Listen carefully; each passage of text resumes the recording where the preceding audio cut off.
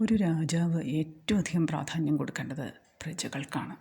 അവരുടെ മുന്നിൽ രാജാവ് എപ്പോഴും മാതൃകയായിരിക്കണം. രാജാവിനെ പറ്റി ഒരു മോശമായിട്ടുള്ള അഭിപ്രായമോ സംശയമോ അവരുടെ മനസ്സിലുണ്ടാവാൻ പാടില്ല. അതുകൊണ്ടാണ് ദുഷ്യന്തൻ ശകുന്തളയെ ആദ്യം തള്ളിപ്പറഞ്ഞത്.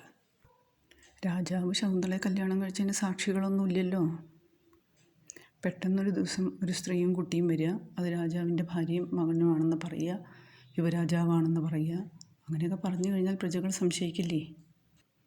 ഇപ്പം എന്തായി? അശരീരി കേട്ടതോടെ എല്ലാവർക്കും ബോധ്യമായി. പ്രധാനപ്പെട്ട വ്യക്തികളൊക്കെ അത് കേട്ടിട്ടുണ്ട്. എല്ലാവർക്കും കാര്യം മനസ്സിലായി. ദുഷ്യന്തൻ ശകുന്തളയെ കാര്യങ്ങളൊക്കെ പറഞ്ഞ് മനസ്സിലാക്കി. രണ്ടുപേരെയും സ്വീകരിച്ചു. മകനെ യുവരാജാവാക്കി. സർവദമനൻ ഭരതൻ എന്ന പേരിൽ ഒരു ഉത്തമ രാജാവായി രാജ്യം ഭരിച്ചു. ഭരതൻ്റെ പേരിൽ ആ വംശം പിന്നീട് ഭാരതം എന്നറിയപ്പെട്ടു.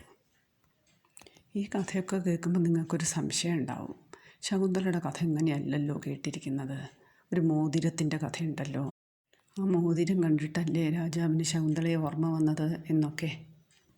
രാജാ രവിവർമ്മയുടെ പ്രശസ്തമായൊരു ചിത്രവും നിങ്ങളൊക്കെ കണ്ടിട്ടുണ്ടാവും.